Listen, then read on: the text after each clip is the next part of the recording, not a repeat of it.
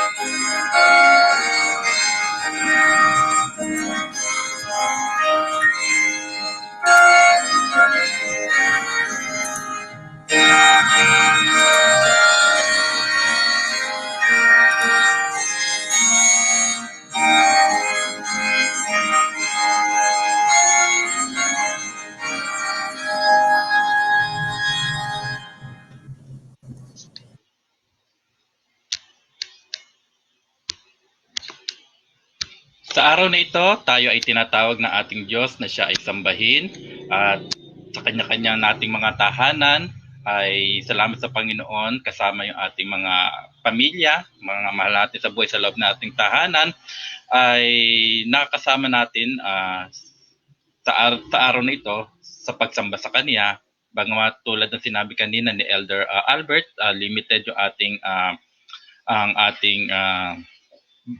ating pagsamba ngayon dahil tayo nasa kanya-kanyang tahanan at hindi tayo nasa isang physical assembly. Ngunit nagpapasalamat pa rin tayo sa Diyos dahil bagamat through live streaming or online ay meron pa rin tayong pagkakataon na makapakinig ng pangangaral ng salita ng Panginoon, at gayon din naman ay makaabot pa rin, lalo na hindi pa nakakapakinig ng salita ng Panginoon, ay makapakinig sila sa pangangaral na ito, at nawa ang dalangin natin na ang kaligtasan nga ay dumating sa kanila sa araw na ito. Itaas ninyo ang inyong mga ulo o kayong mga trangkahan at kayo'y mataas, kayong matatandang pintuan, upang makapasok ang hari ng kalwalhatian. Sino ang hari ng kalwalhatian? Ang Panginoon malakas at makapangyarihan. Ang Panginoon makapangyarihan sa pakikipaglaban. Itaas ninyo ang inyong mga ulo o kayong mga trangkahan, at itaas kayong mga matatandang pintuan, upang makapasok ang hari ng kalwalhatian. Sino itong hari ng kalwalhatian? Ang Panginoon na mga hukbo, siya na hari ng kalwalhatian. At ang Diyos na tumatawag sa atin na siya ay sambahin ay ang Diyos na pinagmumulan ng ating mga tulong.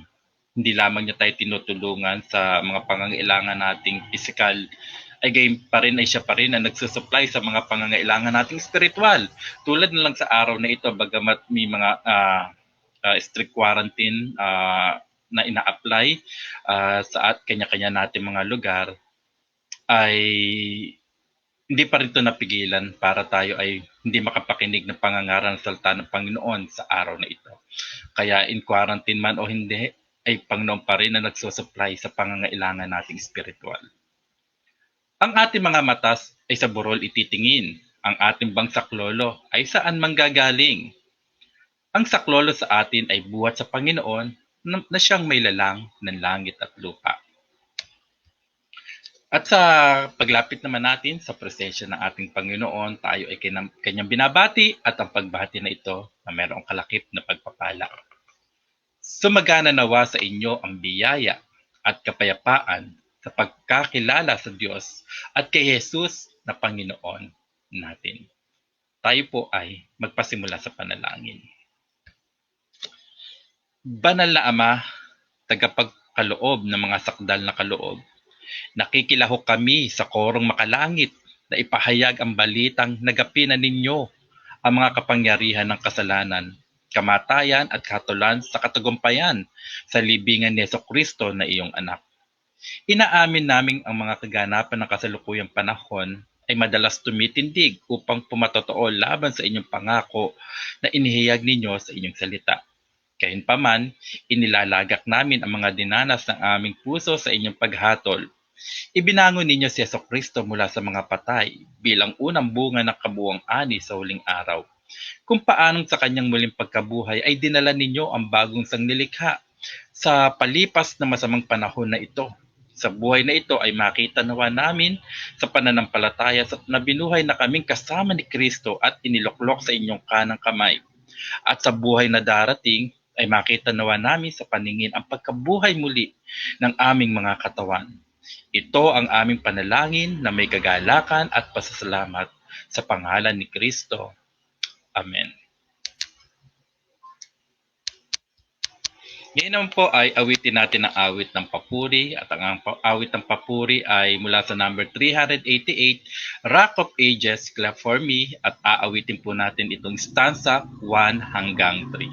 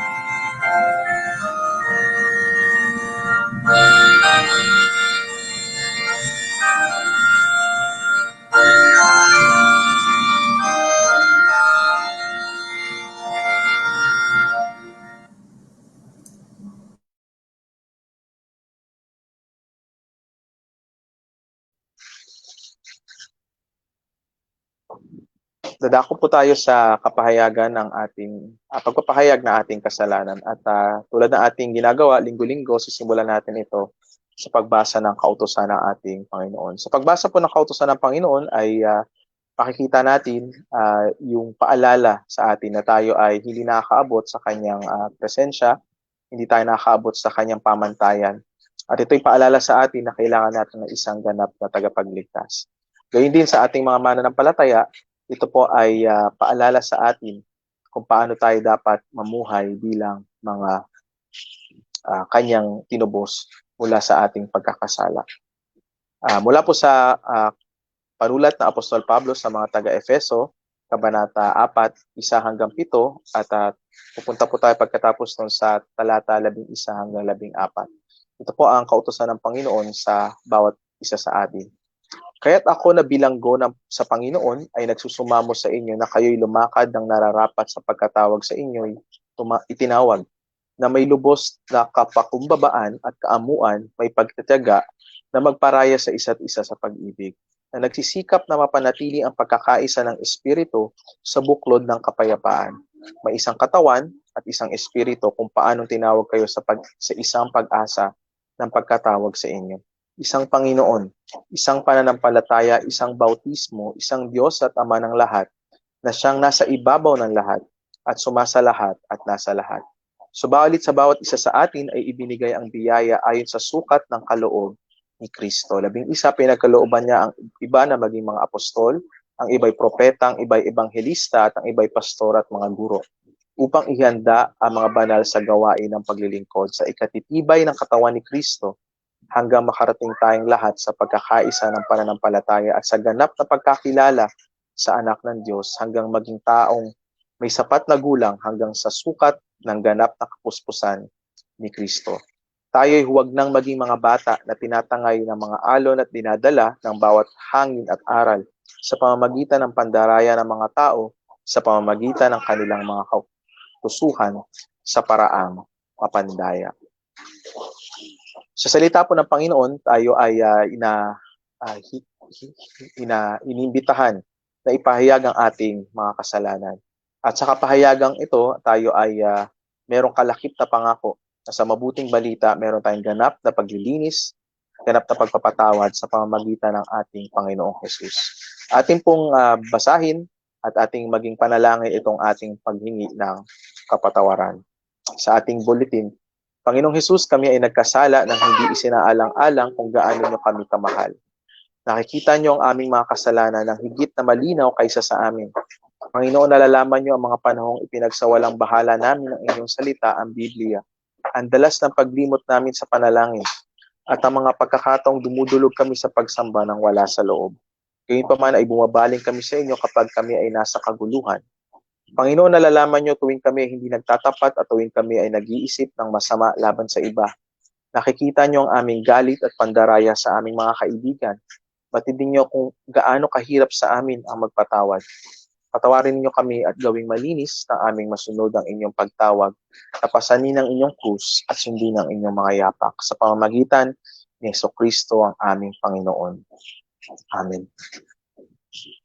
Salita po ng Panginoon ay hindi lang ito patungkol sa kanyang mga utos, ito rin ay napupuno ng kanyang pangako ng pagliligtas para sa atin na hindi sumunod sa kanyang utos. Mula po sa mga awit, sa Kabanata 103, talata 8-10, nakikita natin ang karakter ng ating Panginoon na isang mabiyaya at mahabagin Panginoon. Sabi po dyan, ang Panginoon ay mahabagin at mapagbiyaya, hindi magagalitin, at sa tapat na pag-ibig ay sagana. Hindi siya laging makikipaglaban at hindi pananatilihin ang kanyang galit magpakailanman. Hindi na tayo pinakikitunguhan ayon sa ating mga kasalanan, ni ginantihan tayo ng ayon sa ating mga kasamaan.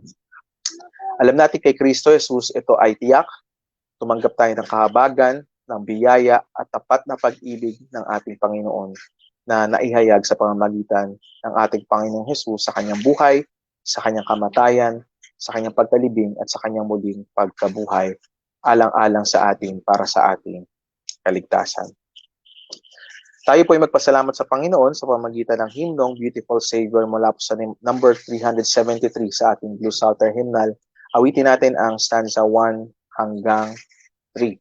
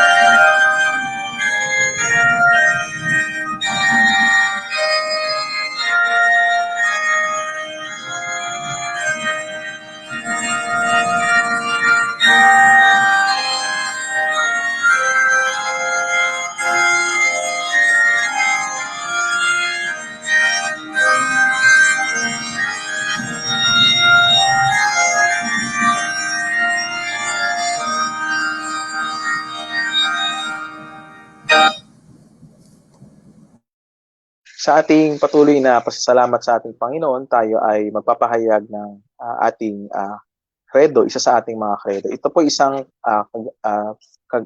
ginagawa natin sa ating pagsamba bilang ating pag-aalala na tayo bahagi ng isang banal na iglesyang laganap, na hindi tayo mga hiwalay na mga kongregasyon, kundi tayo bahagi nitong bayan ng Panginoon mula sa lahat ng panahon at sa lahat ng dako. At sa pagkakataong ito, tayo ay magpapatuloy sa ikalawang bahagi ng Kredong Athanasian. At maalala natin, ito pong kredong ito ay isinulat upang ipagtanggol ang fundamental na doktrina ng banal na Trinidad. Sa ating kapahayagan, tayo ay hindi lang nagpapahayag ng ating pakikiisa sa banal na iglesyang laganap, ito rin ay paraan ng ating pasasalamat sa ating Panginoon dahil sa kanyang pagliligtas sa atin at sa pananampalatayang ibinigay niya sa atin. Babasahin po natin at ipapahayag ang talata 19 hanggang 28 ng Kredong Athanasian. Ano ang ating paniniwala bilang bayan ng Panginoon? Kung paano na tayo ipinipilit ng katotohanang Kristiyano na kilalanin ang bawat persona sa kanyang sarili na Diyos at Panginoon, gayon din tayo ay pinagbabawalan ng pananampalatayang Katolika na sabihing may tatlong Diyos o may tatlong Panginoon. Ang Ama hindi ginawa mula sa anuman, hindi nilikha o isinilang man. Ang Anak ay mula sa Ama lamang, hindi ginawa o nilikha kundi ipinanganak. Ang Espiritu Santo ay mula sa Ama at sa Anak, hindi ginawa o nilikha, hindi isinilang kundi inihinga.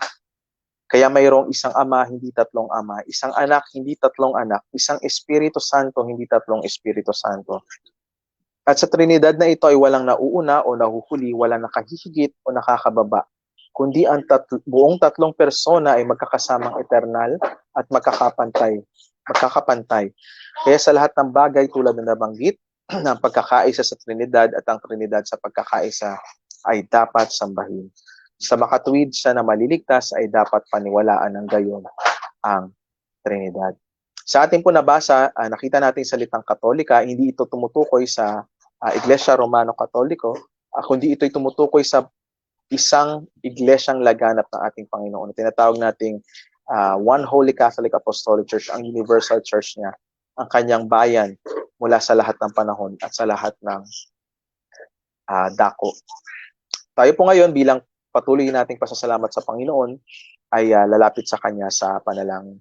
At sa ating samot-saring panalangin ay ilapit natin sa Kanya ang ating mga kapatiran na merong karamdaman at itong mga nakaraan namatayan pa nga dahil sa karamdaman. Ilapit natin at hingin natin ang kalakasan at kaaliwan na nanggagaling lamang sa ating Panginoon. Panalangin natin ang ating mga kapatid na OFW sa kanilang paglalakbay, paghahanap buhay, at sa ganyan din sa mga naghahanap ng trabaho at sa mga hinaharap na hamon sa kanilang mga trabaho. Ganyan din sa ating paglago bilang isang kongregasyon, batid natin yung hirap ng sitwasyon natin ngayon na hindi tayo makapag in-person gathering, pero batid din natin yung kahalagahan na pangalagaan ng kalusugan ng bawat isa at especially doon sa mga vulnerable at doon sa mga mayroong pre-existing medical condition.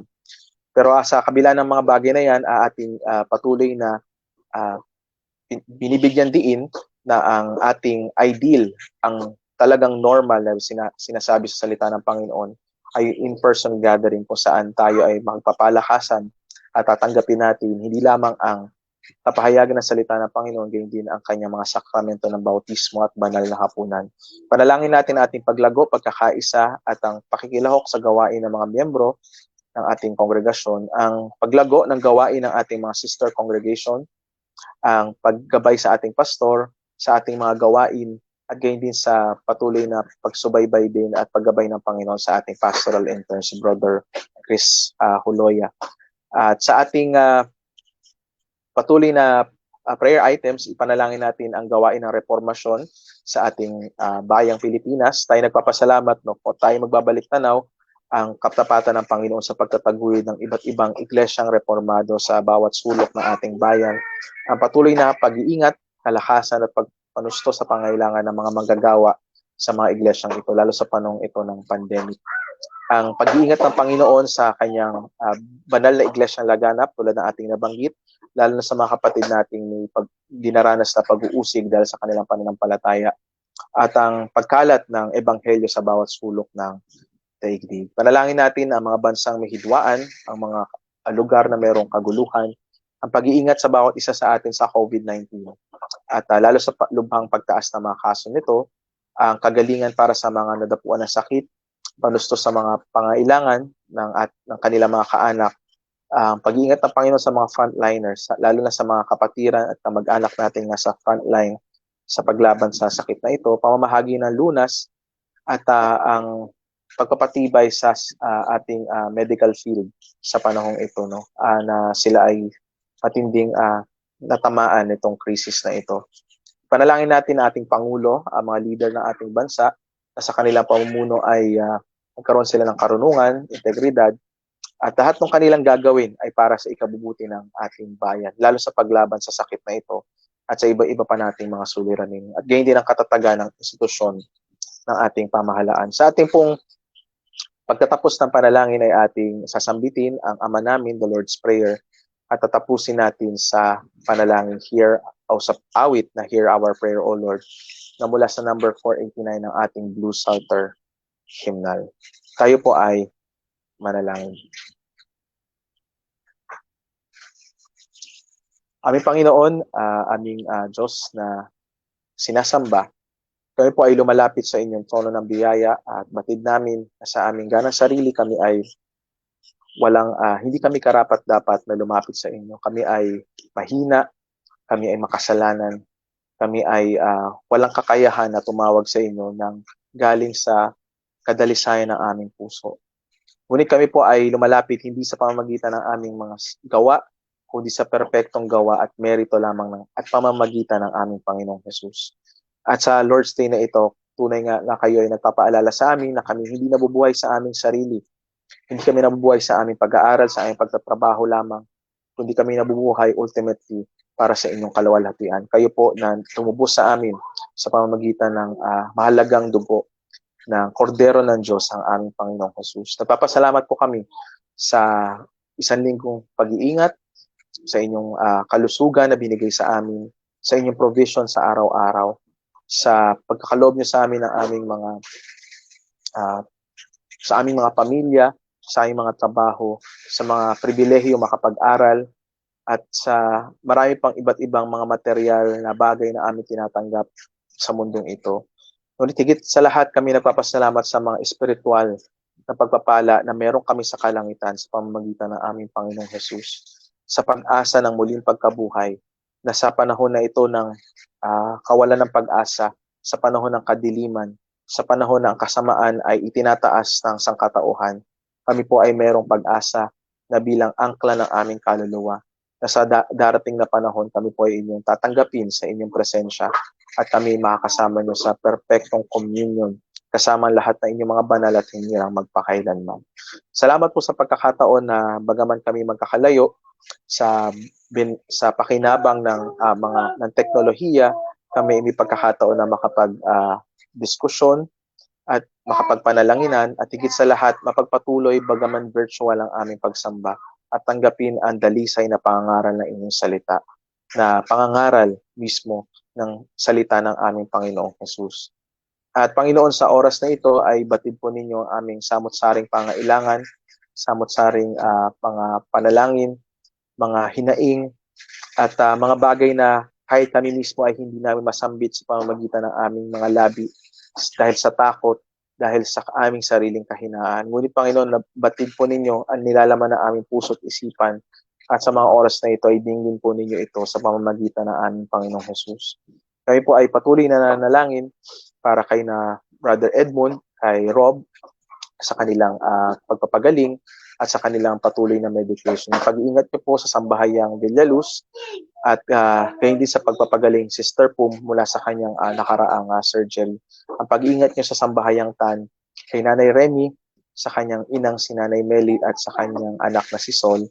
Patuloy na kagalingan po sa tatay ni Brother Nudge Rizzo, si Tatay Noel. Ang patuloy na kagalingan po sa aking dalawang pinsan na nagkaroon ng COVID-19, kay Nanay Early na ina ng aming kapatid na si Brother Pau. Rin din po ang kaaliwan para sa aming pamilya sa pagpanaw ng aking tiyahin at sa pagpanaw ng pinsan ni Sister April. Ay ganun po sa pamilyang Kimora sa pagpanaw po ng tatay ng aming kapatid na si Brent na si Tatay Pancho.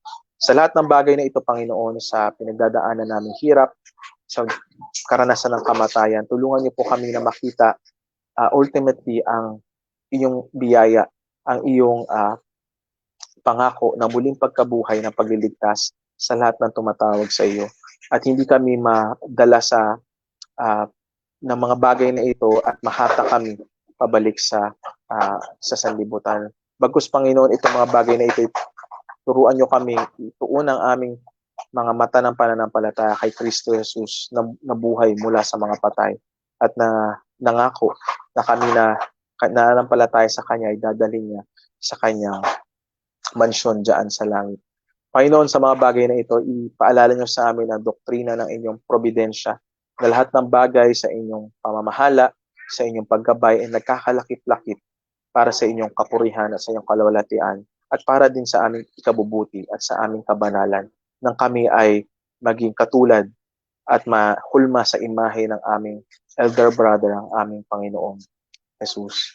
Kami po ay nagpapasalamat at nananalangin para sa pag-iingat niyo po sa aming mga kapatid na OFW, kay Kuya Ariel na nasa malayong lugar ngayon, kay Edmund habang siya'y nananatili sa bayan, sa aming bayan, at gayon din sa aming kapatid na si Edil na nakabalik na mula sa kanyang pagtatrabaho sa South Korea. Samahan niyo po sila, gayon din ang kanilang mga pamilya sa mga oras na ito, at ang patuloy niyo pong provision ay patuloy niyo ibigay, lalo na sa panahon ito ng pandemic na mahirap ang maraming natamaan ng kanilang mga trabaho. Bigyan sila ng katatagan, ng kausayan, ng karunungan at pagtsatsaga ang marami sa aming mga kapatid sa mga panahon ito sa kanilang paghahanap ng trabaho at panusto sa kanilang mga pangailangan. At Panginoon, sa mga oras na ito, ay gamitin niyo po ang mga teknolohiya na meron kami upang magamit na aming mga kapatid sa kanilang paghahanap ng trabaho at mahanap po ang kanilang trabaho inaasam-asam at malampasan po ang pagsubok na dala nitong pandemic na ito. Para po sa marami sa amin na meron din hinaharap na hamon sa trabaho, sa mga iba't ibang mga dapat gawin, tapusin, mga proyekto, At gayon din sa aming mga mag-aaral at sa mga magulang na nagsusubaybay sa mga mag-aaral na mga anak na dala ang hamon ng online learning. Bigyan niyo po kami ng katatagan, ng kalakasan, ng kasipagan, na kami po yung maging mga matitino at maayos na steward, mga katiwala na mga kaloob na binigay niyo po sa amin. At sa mga bagay na ito, tulungan niyo kami na wag makalimot, magpasalamat, bagkus ilagak ang lahat ng mga bagay nito at ihandog at magbigay ng papuri sa inyo sa pamamagitan ng mga bagay na binibigay niyo po sa bawat isa sa amin. Tulungan niyo po kami sa aming pakikitungo sa aming kapwa, sa aming kamag-anak, kaopisina, kaibigan, at makita ang bunga ng pagliligtas na aming Panginoon, na kami po ay maging asin at ilaw sa lahat ng aming makakasalamuha. Samahan niyo po ang aming kongregasyon na sa mga panahong ito, dala ng quarantine na patuloy na na-extend, ay patatagin niyo po ang bawat isa sa amin. Bigyan niyo po ang aming mga leader ng karunungan, ng paggabay, at sa darating na council meeting din ang inyong pagsubaybay sa mga desisyon na gagawin para sa ikabubuti ng bawat isa sa aming kongregasyon. Gamitin niyo po ang aming online platform na patuloy ito makapag-minister sa aming mga miyembro, sa aming mga bisita, sa aming mga prospective member, at sa lahat na nakikinig via live stream dito man sa bansang Pilipinas at sa iba't ibang dako sa buong mundo sa pamamagitan ng ng Facebook. Dalangin namin na patuloy niyo pong bigyang pagpapala ang pangangaral ng inyong salita. Maging binhi po ito na matatanim sa puso na makapakinig at umusbong at magdulot ng kaligtasan at maturity sa bawat isa sa amin. Tulungan niyo po ang bawat isa sa amin na kami ay lumago, maging kabahagi sa aming patuloy na pagkakaisa at maging kabahagi sa mga gawain ng aming kongregasyon. Samahan niyo po kami na gamitin ang aming oras, ang aming kaloob upang tulungan ang aming mga kapatiran na nahihirapan, nangangailangan ng tulong. At sa mga oras na ito, Panginoon, na grabe ang epekto ng pandemic, hindi lamang sa trabaho, kundi sa mental health ng marami. Tulungan niyo po na kami na sa pamamagitan ng inyong salita ay maghatid ito ng kalakasan na tunay na comfort sa mga kapakinig. Pagpalain niyo po ang gawain ng aming mga sister congregation sa Imus, sa Malolos, ang patuloy na gawain ng aming pastor, ang kanyang pag-aaral din, ang kanyang may bahay, ang kanyang dalawang anak, at sa kanilang patuloy na pagpapagal sa ministeryong, sa banal na ministeryong itong ipinagkatiwala ninyo. Kami po ay nagpapasalamat para sa aming intern, si Brother Chris. Kami ay nagpapasalamat sa nagdaang mga araw dahil din sa kanyang ginanap na kasal sa aming kapatid na si Joni. At ang dalangin namin na pagpalain niyo po ang kanilang panibagong buhay bilang mag-asawa at sa pamamagitan po ng inyong biyaya. Ito rin po ay maghatid ng biyaya sa lahat ng sa amin bilang isang iglesia at sa lahat ng kanilang taong mga kasalamuha. Kami po, Panginoon, ay lumalapit para sa patuloy niyong pagpapala sa gawain ng reformasyon dito sa aming bayan. Tulungan niyo po ang bawat iglesia, hindi lamang sa Zion Cornerstone, kundi lahat ng aming mga kapatiran mula sa iba't ibang dako na gamitin namin ang aming ministeryong pinagkaloob niyo sa amin upang ipakalat itong mga katotohanan ng aming natanggap, ang katotohanan ng inyong salita at na-recover ng panahon ng reformasyon. At nawa kami po bilang mga iglesia ay maging beacon ng ilaw at pag-asa sa mga komunidad kung saan niyo po kami inilagay. Tulungan niyo po kami maging matapat na lagi nakatayo sa pundasyon ng inyong salita, na hindi nahahatak ng mga cultural trend at sa iba't iba pang trend na nangyayari sa maraming iglesia at sa labas ng aming mga iglesia. Tulungan niyo po kami na lagi nakatayo sa pundasyon ng inyong salita, sa paggabay ng mga nauna sa amin, ng aming mga matatanda sa iglesia, at gayon din sa patuloy na pagbabalik sa aming mga credo, sa aming mga confession at katesismo, na bilang summary ng inyong salita ay gabay namin sa aming paglakad bilang mga individual na mananampalataya at bilang mga iglesyang inyong itinaguyod. Dalangin namin ang patuloy niyong pag-iingat at kalakasan at panusto sa pangailangan sa mga manggagawa sa mga iglesyang ito, lalo na po sa mga manggagawa na ang kanilang source of income ay ang mga iglesyang inyong pinagkaloob sa kanila. Dalangin po namin ang patuloy niyong pag-iingat sa banal na iglesyang laganap sa buong mundo lalo na sa mga kapatid namin patuloy na inuusig sa pamamagitan ng pagigipit, pang-aapi, pagkulong at pagpatay dahil sa kanilang patotoo.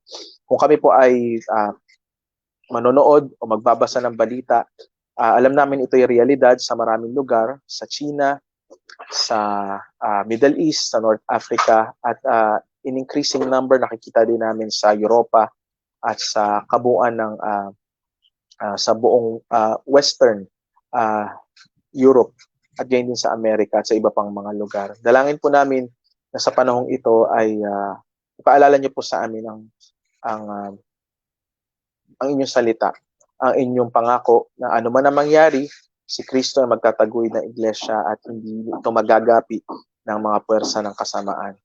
Sa mga panahong ito, Panginoon, ipaalala niyo sa amin ang dinanas ng mga nauna sa amin na dumaan din sa pag-uusig, mas matinding pag-uusig pa nga.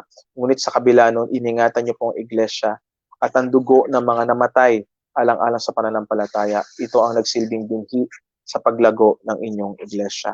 Tulungan niyo po kami sa mga panahong ito na makita ang inyong kamay at sa pamamagitan ng mga pag-uusig at iba't ibang mga kaganapang ito ay ma-refine ng inyong iglesia at makita kung sino ang tunay, sinong huwad, sino ang tunay na nangangaral ng iyong salita, sino ang ginagamit lamang ito sa mga pansariling interes at maitaas ang inyong banal na pangalan.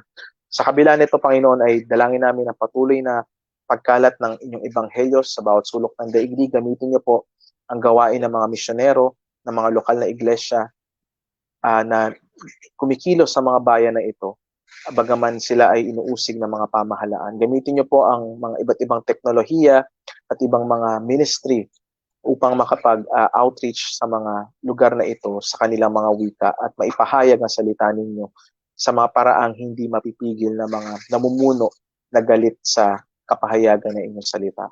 Kami po, Panginoon, bilang mga mananampalatayang Pilipino ay lubos na nagpapasalamat sa pribilehiyo at kalayaan na meron kami na bagaman panahon ng quarantine man o hindi, wala kaming tinaranas na pag-uusig sa aming pananampalataya at napakadali para sa amin na ma-take for granted ng mga bagay na ito. Panginoon, ipaalala niyo po sa amin itong pribilehiyo na ito at huwag kaming maging pabaya, pagkus gamitin namin ito upang matulungan ang aming mga kapatid na ngailangan at lumago sa tunay na pagkakilala sa iyo. Samahan niyo po ang mga lugar na mayroong dinaranas na karahasan at ang mga bansang hidwaan. Nawa po ang mga hidwaan ito, ang mga karanasang ito, ang karahasang ito ay maayos at magkaroon ng pangmatagalang kapayapaan sa mga lugar na ito. Dalangin po namin ang patuloy niyo pag-iingat sa bawat isa sa amin sa panahon ng COVID-19, sa lubang pagtaas nito sa mga nakaraang 2 linggo.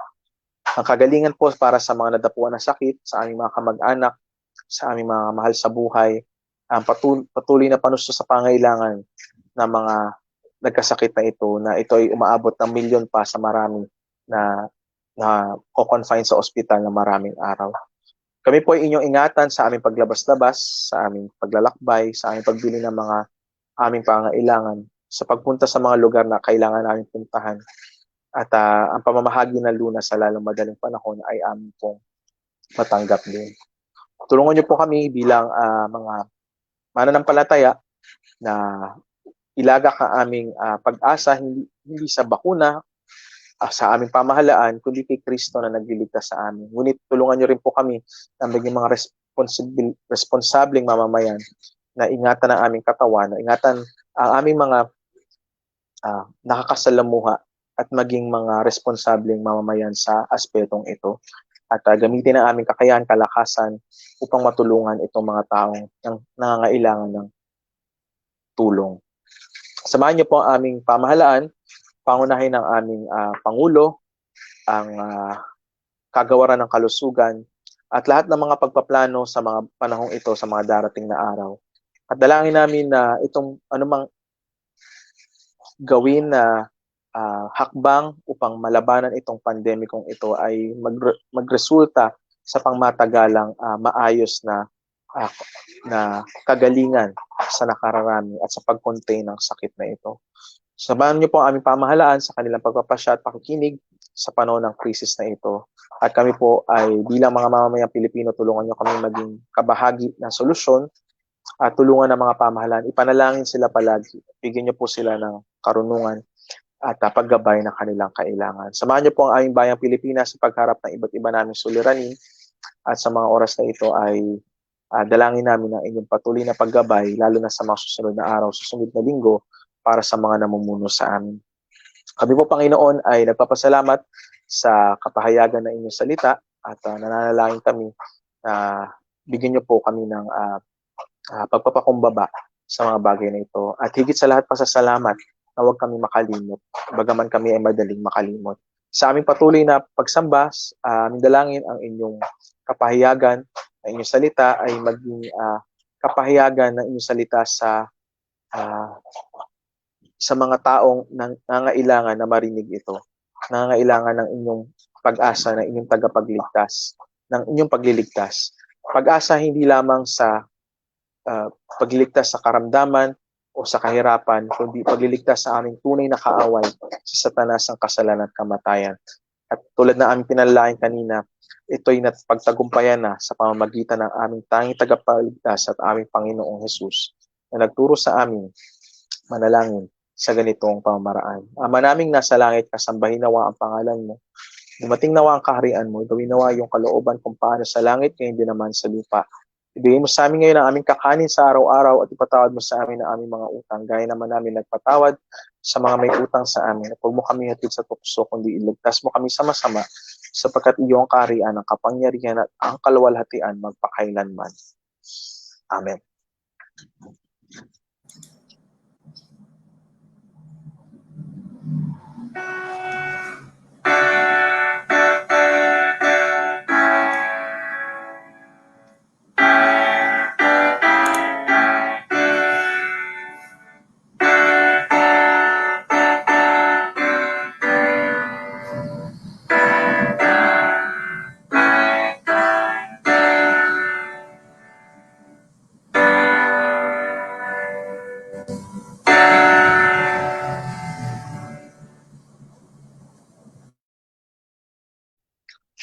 Tulad po ng ating nabanggit, tayo ay dadako sa ating patuloy na pag-aaral sa ating serye mula sa unang Samuel at tayo ngayon ay nasa tekstong Kabanata 18, talata 1 hanggang 5. Dito makikita natin ang pagpasok ng Jonathan sa buhay ng ipinangakong hari ng Israel, si Haring David.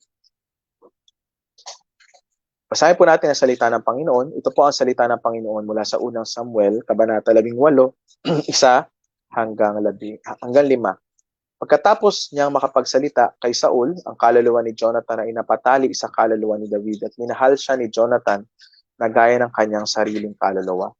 Kinuha siya ni Saul ng araw na iyon at hindi na siya pinahintulutang umuwi sa bahay ng kanyang ama.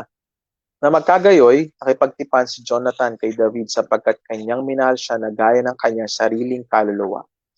Hinubad ni Jonathan ang balabal na nakasuot sa kanya at binigay kay David, pati ang kanyang baluti, tabak, busog at pamigkis. Lumabas si David at nagtagumpay saan man subuin ni Saul. Kaya't inilagay siya ni Saul bilang pinuno ng mga lalaking mandirigma. Ito ay sinang-ayunan ng buong bayan, gayon din ng mga lingkod ni Saul. Pagpalain po ng Panginoon ang pagkabasa at pangangaral ng kanyang salita. Sa ating pong awit ng paghahanda, awitin po natin ang What a Friend We Have in Jesus, number 436, stanzas 1, 2, at 3.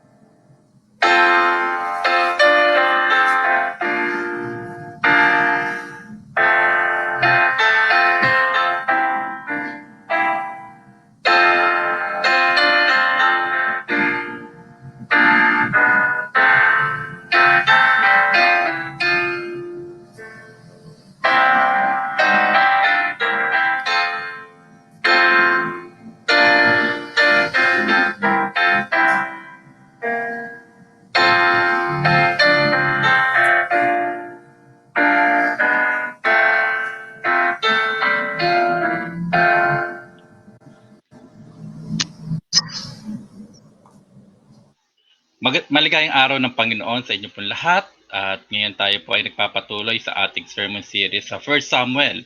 At ngayon tayo ay nasa 1 Samuel chapter 18 verses 1 to 5. At tayo ay may pamagat na ang magkaibigang David at Jonathan.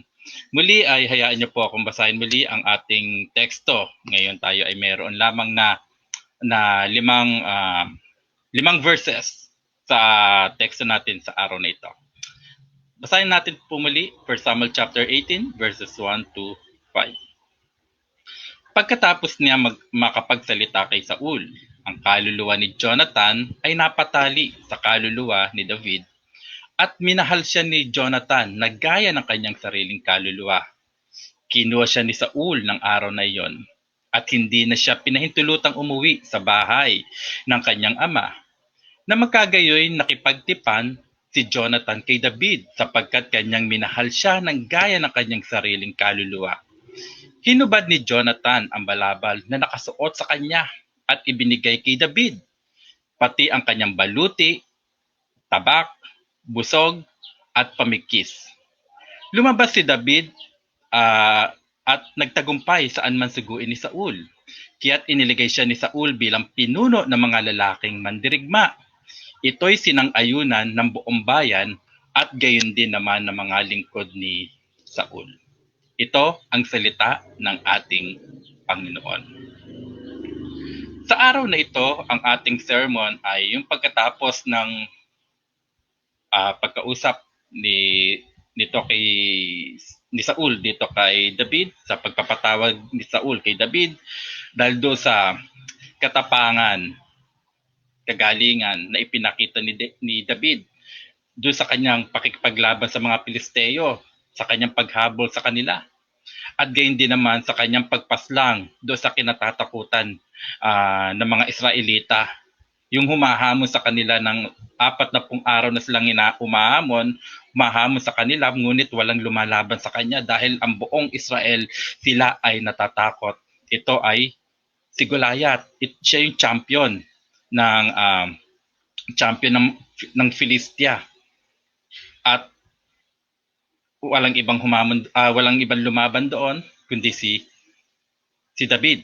At si David ay nagwagi laban kay Goliath, pinaslang niya ito, inalis ang kanyang ulo at ito'y binitbit niya hanggang makarating sa Jerusalem at pinangunahan pa rin ni David ang paghabol sa mga nagtatakbuhang Filistia. At sa ating talata ngayon ay yung panimulang pagtatalaga ng isang pagkakaibigang David at Jonathan. Wala tayong alam kung paano nagsimula, hindi itinala sa mga naunang pagtatala sa aklat na ito na itinala ni Samuel. Wala tayong alam kung paano nagsimula ang pagkakaibigang David at Jonathan. Ngunit isa ito sa kasaysayan ng pagkakaibigan na naitala sa Biblia na ehemplo ng pagmamahal para sa isang kaibigan. Tayo ngayon ng mga nakikinig sa umagang ito, wala sa atin ang walang kaibigan, di ba? Lahat tayo mayroong mga kaibigan. May mga matalik tayo na kaibigan na taon na ang binibilang at sila ay kaibigan pa rin natin. Paano natin napapanatili ang pagkakaibigan na iyon? Kahit sa madami na pagkakataon na itong matagal na nating kaibigan na to ay nagkaroon tayo ng maraming di pagkakasunduan, maraming pagkakataon na nagkagalit, nagkaaway, ngunit napapanatili pa rin yung pagkakasunduan na ito at sila o tayo ay nananatili pa rin mga magkakaibigan.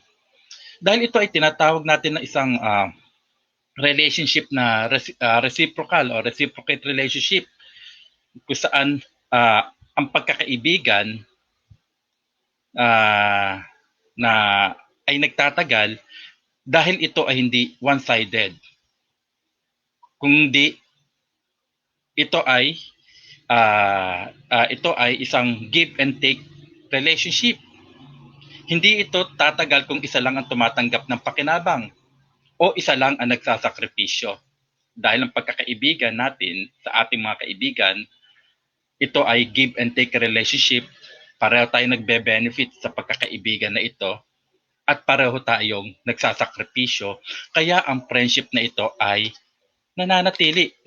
Though, kahit though sasabihin natin na ito ay isang imperfect relationship ng magkaibigan, pero nakikita pa rin natin yung relationship natin bilang magkaibigan, ninyong mga magkaibigan ay nananatili pa rin because pareho kayong nagwo-work sa relationship to.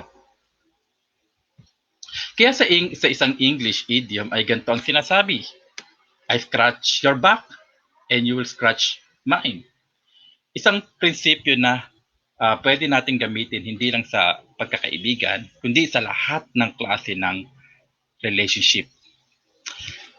Hindi tayo tulad ng isang relationship na ng isang parasite at isang host kung saan yung parasite lang yung nakikinabang doon sa isang relationship na yun. Hindi ganon yung friendship natin, kundi both of us ay sa isang friendship, hindi tayo nagpa-function as a parasite o isa ang parasite, kundi pareho tayong nagbe-benepisyo sa pagkakaibigan na ito. Kaya sa isang maigsing kwentong ito ay pagpapakita sa atin ng pagkakaibigan. Higit sa lahat, ang makikita natin rito, yung pakikipagkaibigan ng isang tao. Yung pakikipagkaibigan ni Jonathan kay David. Yung kanyang handang gawin para sa kanyang matalik na kaibigan na si David. Kaya tayo muna po ay manalangin. O aming dakilang Diyos, Ama makapangyarihan sa lahat, sa aming pakikinig na inyong salita, sa pangangaral ng inyong abang lingkod, ang inyong salita ay magbigay kaaliwan sa aming mga bagbag na kaluluwa dahil sa mga nangyayari sa aming mga paligid. Aliwin niyo po kami, Panginoon, ng inyong salita. At sa ngayon pa lang makakapakinig ng inyong salita, tulad ng sinabi ninyo, ang inyong mabuting balita, ang kapangyarihan para sa kaligtasan. Kaya nawa ang araw na ito sa kanilang pakikinig ay maging araw ng kanilang kaligtasan. At sa amin naman patuloy magbigay ito ng nourishment din sa aming mga spiritual na katawan. Na sa gayon patuloy po kaming makatayo, makalaban, Panginoon, sa anumang mga pagsubok na aming pagdadaanan, ligit sa lahat sa temptation na meron sa sanlibutan na ito. Dahil walang ibang makakapag-ingat, makapagprotekta sa inyo, makapag-ingat sa amin, kundi kayo lamang po, Panginoon, sa sa pakikinig, pag-aaral ng iyong salita, sa ministeryo ng Espiritu, kami nga, Panginoon, ay napagkakaingatan. Kaya ito po patuloy na gawin ho niyo sa amin, sa aming mga lakarin, sa mga susunod na araw, sa ngayon po, sa pag-upo ho namin sa inyong paanan, sa pakikinig, nawa, Panginoon, lahat ng benepisyo, ng biyaya mula sa iyong pangangaral salita ay matanggap namin sa umagang ito. Ito ang aming dalangin sa pangalan lamang ng Panginoong Hesus. Amen. Bagamat ito isang kwento ng pagkakaibigan, tulad ng akin na ibahagi kanina sa pasimula ng sermon na ito, ngunit makikita natin dito ay yung pagsisakripisyo o yung gawa ako Jonathan dito sa pagkakaibigang ito, pagkakaibigang Jonathan at David. Makikita natin na si David, pag binasa natin itong 5 verses na to, makita natin na si David lamang yung recipient of act of goodness ni Jonathan. Hindi pinakilala sa atin yung panimula ng pagkakaibigan na ito, na hindi yung sinasabi ko sa inyo kanina na give and take relationship, but mostly si David, hindi naman mostly, sa pagkakataon na ito, si 5 verses na to, si David ang tumatanggap ng lahat ng goodness ng isang kaibigan sa pagtatala na ito. So all the act of goodness in a friendship ay makikita natin sa ginawa ni Jonathan.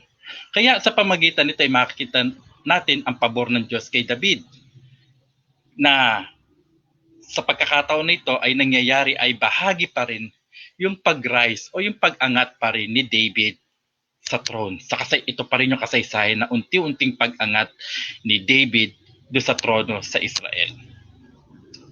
Pinakikita dito yung exceptional na pag-ibig ni Jonathan kay David.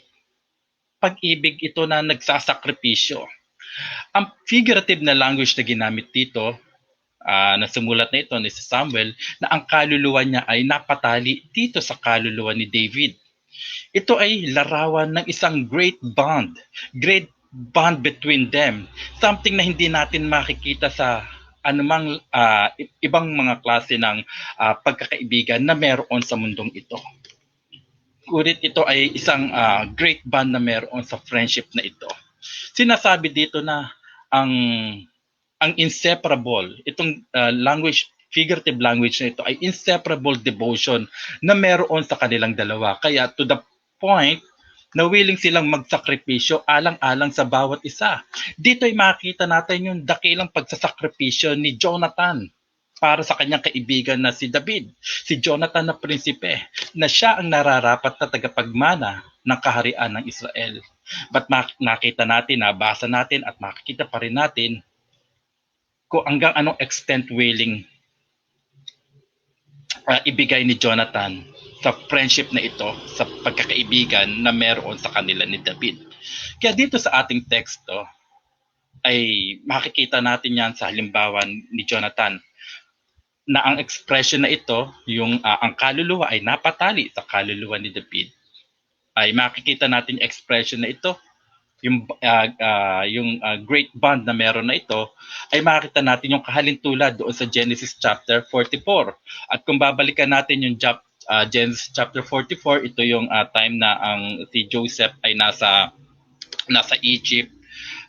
Siya yung second in highest command next to Pharaoh doon sa pagpapalakad ng Ehipto, at nagkaroon ng famine at yung kanyang mga kapatid ay nagpunta sa Egypt para kumuha ng pagkain, at nakilala ni Joseph yung kanyang mga kapatid at kanya sinubok kanilang mga kapatid at tiningnan ang pagmamahal na meron ang kanyang mga kapatid after many years, kung gaano ang pagmamahal nila sa bawat isa. Kaya ginawa niya ay sinubukan niya ang kanyang mga kapatid, nilagyan ng mamahaling kopa doon sa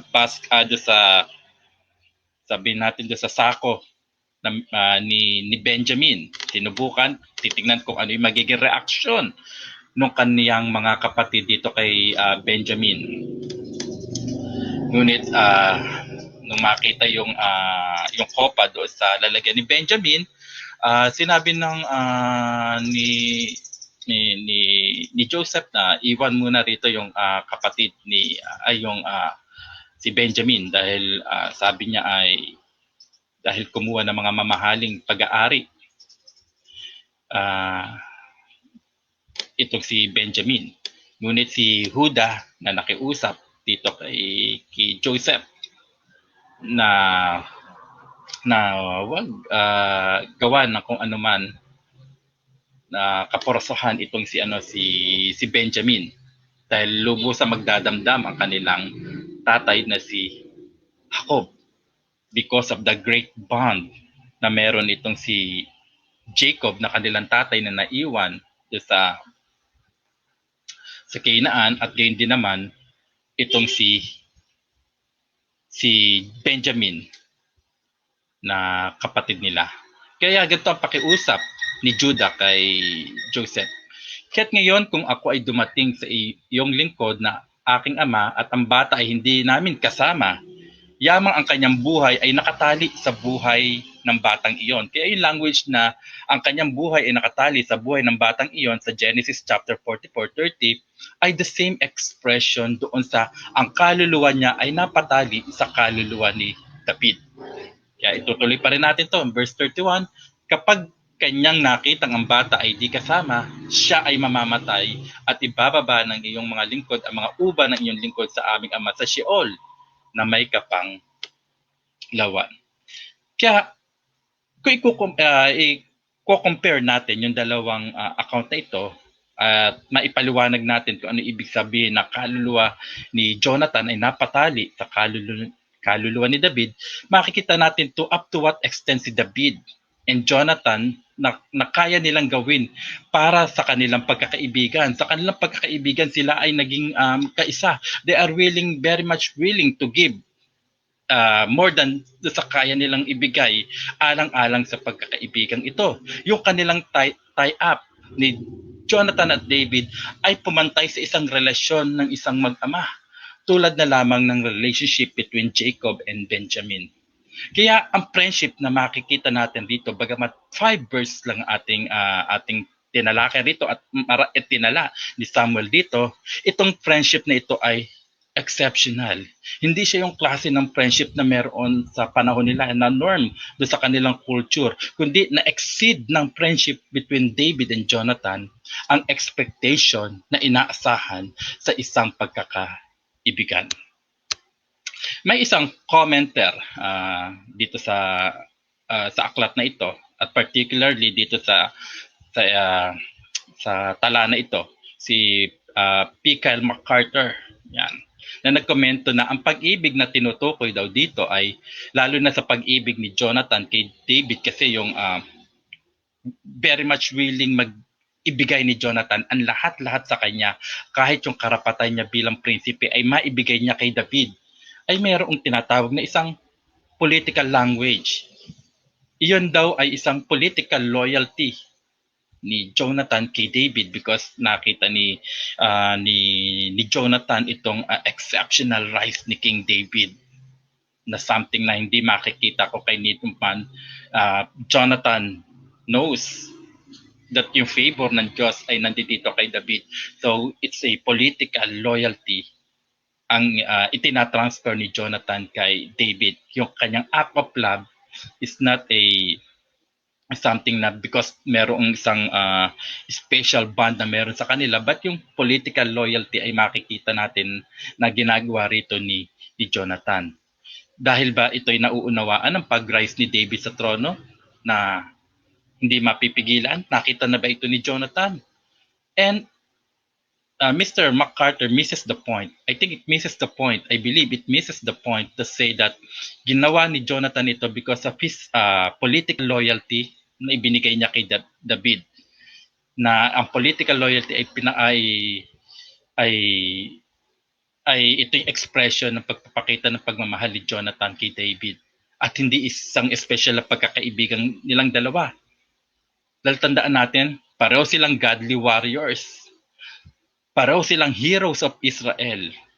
Pareho nilang iniligtas ang Israel sa mga panahon na si Haring Saul ay natatakot sa mga Pilisteo na ayaw lumaban ni Haring Saul, na hindi niya mapangunahan ang bayan na dapat siya ang nangunguna. Pareho silang nagtitiwala sa Panginoon sa kabila ng kawalan ng pananalig ni Haring Saul. Sila ay nag-isa dahil sa kanilang pananalig sa Diyos. At ito ay mas nakita palalo natin ng pakikipagtipan ni Jonathan kay David. Kaya tingnan natin itong covenant between them. It's Jonathan ang nag-initiate pa rin ng covenant na ito. Siya ang nakipagtipan dito kay David. At hindi ipiniliwanag sa atin kung ano ang nilalaman ng kanilang tipan. Ngunit makikita natin sa gesture ni Jonathan ang tinatawag natin na isang royal overtone, dahil ito ang naging sign and seal ng kanilang covenant. Itong act of love na meron si Jonathan for David. Ito ang naging sign and seal of this covenant. Basahin natin yung sa verse 4. Hinubad ni Jonathan ang balabal na nakasuot sa kanya at ibinigay kay David, pati ang kanyang baluti, tabak, busog, at pamikis. Kaya hindi lamang siya simpleng pagkakaloob ng mga gamit kay David, dahil mismo ang kanyang mga ibinigay kay David ay mga gamit na nararapat sa isang prinsipe. Kaya kung meron mang karapat dapat na magsuot ng baluti, at gayon din ng baluti na suot-suot ni Jonathan, at gayon din naman yung mga weapons sa war, ito lamang ay kay Jonathan, dahil siya ay prinsipe. Siya yung tagapagmana ni Haring Saul sa paningin ng mga tao. Kasi ang gusto nilang hari ay hari na tulad ng mga bayan na nakapaligid sa kanila. Kaya para maging katulad ng hari na nakapaligid sa kanila, tulad ng mga hari sa paligid nila, ang paghahari, ang kaharian ay minamana ng mga anak. Kaya in the eyes of the people, at this point, si Jonathan ang karapat-dapat bilang tagapagmana Siya ay nakaakba na magmana ng kaharian ng kanyang ama na si Saul. Muli, sa pagbibigay rito kay David ng mga gamit na nararapat sa isang prinsipe ay isang malaking sakripisyo na pagbibigay ni Jonathan kay David. Pagsasakripisyo ng nararapat na isang future king. Kaya sa pag-act pa lang rito ni Jonathan, nakikita na ng Jonathan, nauunawaan na ni Jonathan ang magiging future role ni David na si David bilang nararapat na hari ng Israel. Kaya yung pagbibigay ni Jonathan ng kanyang balabal at kanyang gamit pandigma ay nagsisimbolo ng kanya nang ibinibigay kay David at kanya nang pinapasa sa kanya ang posisyon bilang tagapagmana ng trono. Sa hindi maipaliwanag na act of Jonathan, ay makikita natin ang kanyang pagkaunawa sa plano ng Diyos sa pagliligtas ng kanyang bayan sa pamamagitan ni David. Kaya naman si Jonathan, itong si Jonathan ay willingly, buong puso na isuko ang kanyang karapatan para sa kapakinabangan ng bayan ng Israel, sa kapakinabangan ng bayan ng Diyos, sa kanyang pangako ng kanyang karapatan, sa kanyang pagsuko ng kanyang karapatan, ang siyang magliligtas sa bayan ng Diyos. Kaya ang ginawa ni Jonathan na pagsasakripisyo, ang ginawa ni Jonathan pagpapakababa, ang pagsuko ng karapatan alang-alang sa marami ay naglalarawan sa atin ng pagpapakababa ni Kristo. Tulad ni Jonathan, si Kristo na hari ay hinubad niya ang kanyang karapatan bilang hari. Hinubaran niya ang kanyang sarili at kinuha ang anyong alipin na naging katulad ng tao at palibhasa ay natagpuan sa anyo ng tao, siya'y nagpakababa sa kanyang sarili at naging masunurin hanggang sa kamatayan, maging sa kamatayan man sa krus. Na ito'y tinala ni Apostol Pablo sa sa kanyang sulat sa mga taga-Pilipos chapter 2 verses 7 to 8. Sa paghubad ng karapatan ng ating Panginoong Yesus bilang hari ng mga hari para tayo ay maligtas. Kaya sa pagpapakababa ni Jonathan, ang Israel ay naligtas ng Diyos sa kamay ni David. At sa pagkakababa ni Kristo, ang kanyang bayan ay naligtas at nagpalaya sa pangaalipin sa atin ng kasalanan.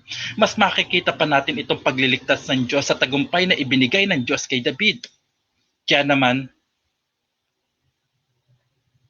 sa pag-appoint kay Saul sa mas mataas na posisyon sa pangunguna sa mga sundalo ng Israel, nakuha niya ang approval ng mga tao at approval ng mga opisyales ni Haring Saul, na siyang naging tanda ng approval na ito sa pag-akyat ni David sa throne. Kaya hindi man nila nauunawaan sa pagkakataon na ito, ngunit dito tayo tinuturo ni Samuel, ang author na aklat na ito. Si David nga ang tagapagmana ng trono ng Israel. Si David na hinirang ni Samuel. Siya ang hinirang ng Diyos para sa kaligtasan ng kanyang bayan. Sa pagmamahal ni Jonathan sa kanyang kaibigan na si David, ay nagtuturo sa atin ng isang pagmamahal ng kaibigan. Ang kaibigan na si Jesus. Ang pagkakaibigan hatid ni Jesus ay hindi isang kind of reciprocal relationship o reciprocate relationship kung saan dapat natin tumbasan pabalik ang pag-ibig ni Jesus sa atin na sa gayon mapanatili ang pagkakaibigan natin sa ating kaibigan na si Jesus. Hindi ito sa gantong pamamaraan na nanatili na kung saan si Jesus ay tapat, dapat tayo rin ay maging tapat para ang pagkakaibigan na ito na meron tayo sa ating Panginoon Kristo ay manatili. Ngunit hindi ganoong pagkakaibigan ang kaloob ng ating Panginoong Hesus. Sa katunayan ay hindi natin matutumbasan ang katapatan niya. Tulad ng inawit natin kanina, wala na tayong matatagpo ang pang-ibang kaibigan na matapat maliban sa ating Panginoong Hesus. Kaya sa katunayan na hindi natin matutumbasan ang katapatan niya, hindi natin kayang pantayan, hindi natin kayang higpitan. Tayo ay mga puno ng pagkukulang sa relasyon ng pagkakaibigang ito. Kaya sa kabila na marami nating pagkukulang kay Jesus na umiibig sa atin, ay tayo pa rin ay paulit-ulit na pinatatawad at tayo ay nananatili pa rin dito. Nananatili sa benepisyo ng pagiging kaibigan ng ating Panginoong Jesus. Kaya hindi naman sinasabi sa atin na we must take this for granted, this friendship na meron tayo sa ating Panginoong Jesus.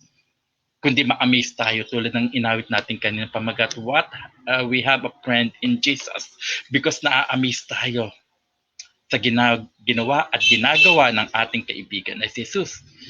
Hindi sinasabi ito na we must take this for granted because tayo ay mga mahihina, tayo ay mga makasalanan. Dahil hindi naman nakatanda, pero hindi natin tandaan natin, hindi naman nakasalalay sa atin ang pananatili ng pagkakaibigan na ito. Pagkakaibigan na ito, tandaan natin, ay hindi naaanal. Hindi ito nakasalig, dahil ito ay nakasalig sa katapatan ni Jesus na tumawag sa atin na maging kaibigan niya. Siya ang tumawag sa atin na maging kaibigan. Tayo itinawag niya na maging kaibigan niya. Bakit hindi tayo mapupuno ng pasasalamat sa Kanya? Na hindi tayo ang tumawag sa Kanya na pwede ka ba namin maging kaibigan? Ngunit sa ating makasalanan na katatayuan, na hindi kaibig-ibig, bakit hindi tayo magpapasalamat na tayo ay tawagin niya na aking mga kaibigan? Dahil sa kabila ng mga marami nating kahinaan, tayo ay ginawa niyang kaibigan. Ang pagkakaibigan na ito ay hindi sa pagkakaibigan na nilalarawan sa bawat kultura ng mundo, kundi pagkakaibigan na matatagpuan lamang natin ito sa Diyos. At dahil sa pagkakaibigan ito ay tayo ay naligtas. Sinabi ni Jesus ng ang kanyang pag-ibig sa kanyang kaibigan sa pamamagitan ng dakilang sakripisyo. Sa John chapter 15:13, ganito ang kanyang sinabi, walang mahigit pang dakilang pag-ibig kaysa rito, na ibinigay ng isang tao ang kanyang buhay dahil sa kanyang mga kaibigan. Ito na kanyang sinabi sa gabi na pinagkaanulo ang ating Panginoong Hesus. At ang tinutukoy niya dito ay ang kanyang magaganap na kamatayan sa krus sa araw ng bukas. Ibinigay niya ang kanyang buhay sa mga kaibigan na hindi nararapat sa kanyang pagkakaibigan. Hindi tayo nararapat sa pagkakaibigang ito. Kaya naman ang ating pasasalamat ay walang pagsisiglan sa ating mga puso. This love of a friend, our friend Jesus, ay very unselfish. Ang kanyang nasa isip ay ang kanyang mga kaibigan. Hindi niya sinabi na love him in return. Tumbasan ninyo ang pag-ibig nito sa akin. Ngunit kung sinabi niya na kayo ay ang aking mga kaibigan at tinutukoy niya ang kanyang sarili na walang higit pa sa pagmamahal ng isang kaibigan na nag-alay ng kanyang buhay para sa kanyang kaibigan na nagtuturo sa kanya, tayo ay mayroong response, tayo ay may tugon sa pag-ibig na ito. Ano yung tugon na sinasabi rito ng ating Panginoong Hesus sa atin na mga kaibigan niya? Ay yung pag-ibig natin sa ating mga kapatid sa pananampalataya. Doon sa lahat ng tinubos ng kanyang katawan at dugo. Lahat na tinawag niya na kanyang kaibigan. Kaya ganito ang kanya sinabi rito. Basahin natin ang buong John 15:12-17. Ito ang aking utos na kayo'y magmahalan sa isa't isa, gaya ng pagmamahal ko sa inyo. Walang may higit pang dakilang pag-ibig kaysa rito, na ibigay ng isang tao ang kanyang buhay dahil sa kanyang mga kaibigan. Kayo'y aking mga kaibigan kung ginagawa ninyo ang mga bagay na aking inuutos sa inyo. Hindi ko na kayo tatawagin mga alipin sapagkat hindi nalalaman ng alipin kung ano ang ginagawa ng kanyang Panginoon. Ngunit tinatawag na kayo mga kaibigan sapagkat ang lahat ng mga bagay na narinig ko sa aking Ama ay ipinapaalam ko sa inyo. Ako hindi niyo pinili, ngunit kayo'y pinili ko. At itinalaga ko kayo upang kayo'y humayo at magbunga. Ang mga bunga ninyo ay mananatili upang ang anumang inyong hingin sa Ama sa aking pangalan ay ibigay niya sa inyo. Ang mga bagay na ito ay inuutos ko sa inyo upang kayo'y magmahalan sa isa't isa. tayo ay pinili niyang maging kanyang kaibigan. At hindi tayo pumili sa kanya na siya ay maging kaibigan natin, kundi ang initiate na ito ay nagmula lamang kay Jesus. Ang ating response na sinasabi rito sa pagbibigay ng buhay ng ating kaibigan na si Jesus ay yung pag-ibig natin sa ating mga brothers and sisters kay Kristo. Gaya ng pag-ibig sa atin ni Kristo na nagligtas sa atin. Iyon ang palatandaan na tayo nga ay mga kaibigan ni Jesus, na ibig sabihin lamang tayo nga ang mga iniligtas niya. Kaya naman paano natin masasabi na tayo ay kaibigan ni Jesus kung hindi natin kayang ibigin ang mga kapatid natin sa pananampalataya na ibinigay sa atin ng Diyos? Paano natin masasabi na tayo ay kaibigan niya kung hindi tayo marunong magpatawad? Kung hindi natin kaya magsakripisyo para sa kanila? Wala ang visible sign na tayo nga ay kaibigan ni Jesus. Kaya sa buong Gospel of John, itong salita na friend, ang paggamit sa salitang friend o yung plural, kung sa plural naman ay friends, o yung sa salitang Greek word ay philos, at yung plural naman ay philoi. Itong paraw na ito na isang dictionary family. Ayan. Kung saan yung philos, yun yung pinaka-dictionary form ay matatagpuan natin sa dictionary. Dito sa Gospel of John, sa pagtatala ni Apostle John, ay sa dalawang relasyon lamang ito ginamit. Una ay sa kaibigan o mga kaibigan ni Jesus, friend of Jesus or friends of Jesus. Makikita natin dito sa John chapter 15 at makikita rin natin dito sa John 11 nang tinawag niya yung namatay si Lazarus na sinabi niya, ang kaibigan natin na si Lazarus.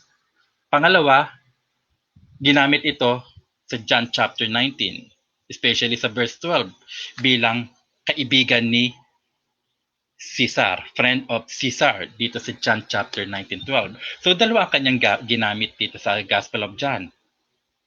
Is either friend or friends of Jesus or friend of friends of Caesar. Kaya makita pa rin natin yung dualism dito.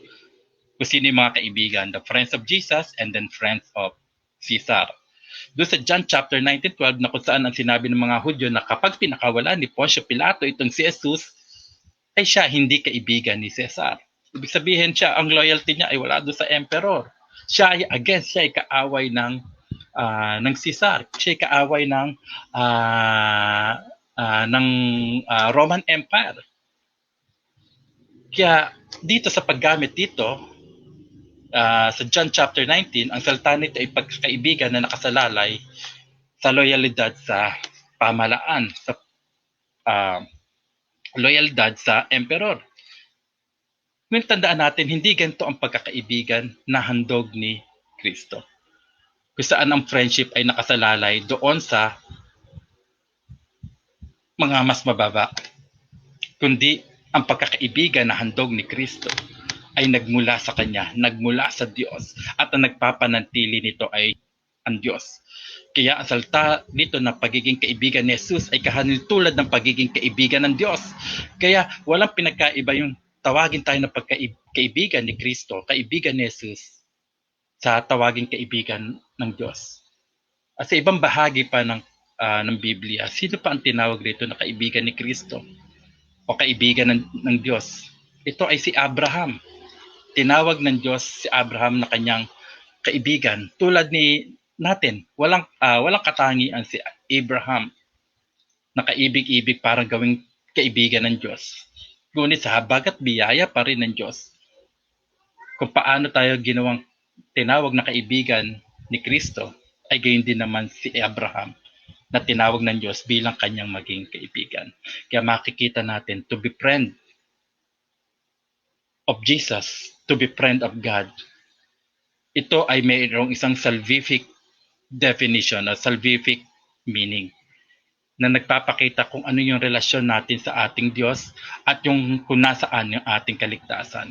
At ang kaligtasan natin ay nasa Diyos na tumawag sa atin upang pumasok sa relasyon na ito na tayo ay kanyang maging kaibigan.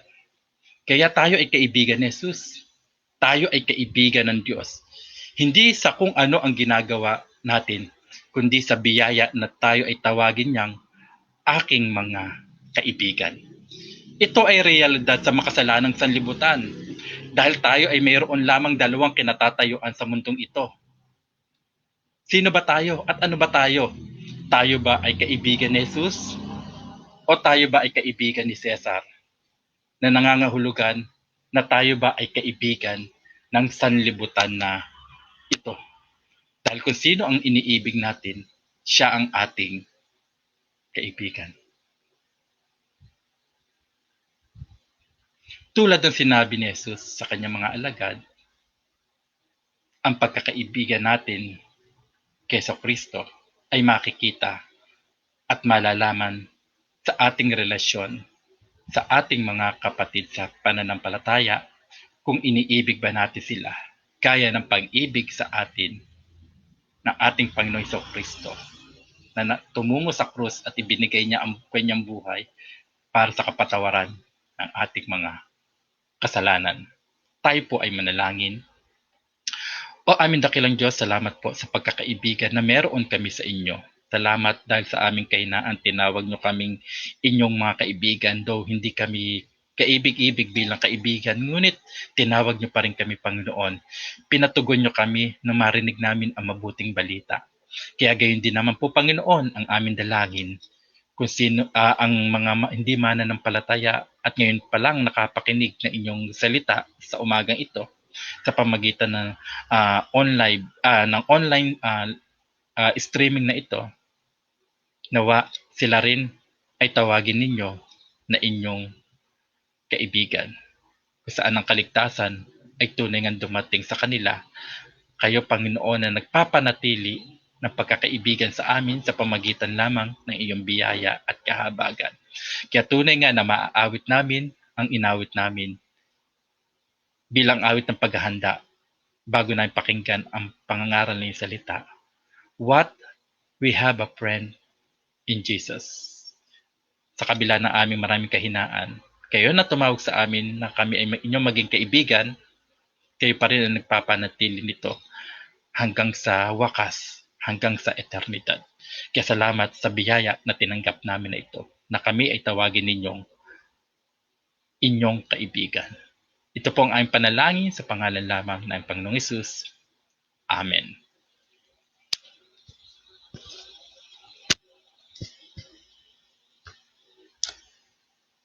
At sa awit naman ho ng awit ng pagtatalaga at sa pag-awit natin na ito ay pagpapahayag natin na pagtatalaga natin ang ating mga sarili sa harapan ng Panginoon bilang mga handog na buhay. Awitin po natin ang Safely Through Another Week. Awitin natin ang stanza 1 hanggang 3.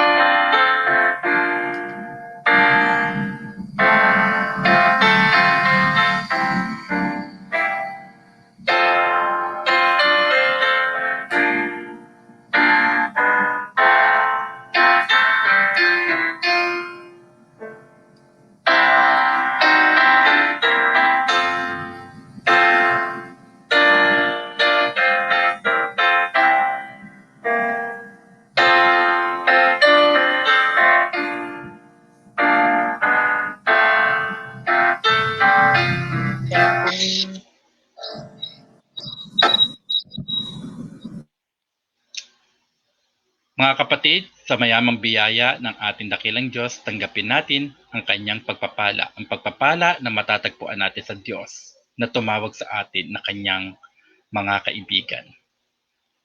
Ang biyaya ng Panginoong Hesukristo, ang pag-ibig ng Diyos, at pakikisama ng banal na Espiritu ay sumainyong nawa lahat, magmula ngayon at magpakailanman. Amen.